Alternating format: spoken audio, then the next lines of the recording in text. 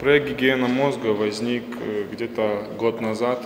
Собралась группа студентов, аспирантов с разных наших вузов. И все мы дружим, давно общаемся. И решили создать какой-то проект, который бы работал на благо нашей республики, на благо нашей молодежи.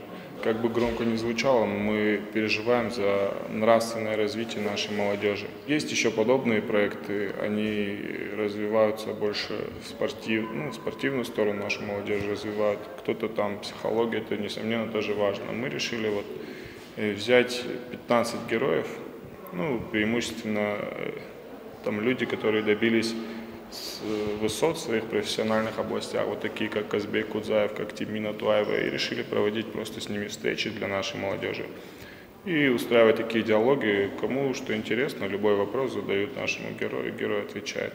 Вы знаете, прошло все очень легко для такого форума, для такого собрания. Много не надо, нужно внимание людей и знание того, кто докладывает. Оно все было, и особой подготовки не требуется. Я сегодня видел много будущих специалистов, даже неважно в какой специальности. Я просто хотел привить им стремление быть специалистом, а не просто быть богатым, зарабатывать, как возможно стать лучшим в своей области.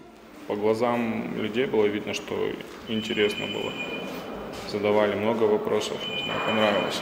Еще у нас порядка 10-13 героев, с которыми также планируем проводить встречи в наших вузах, в разных вузах республики.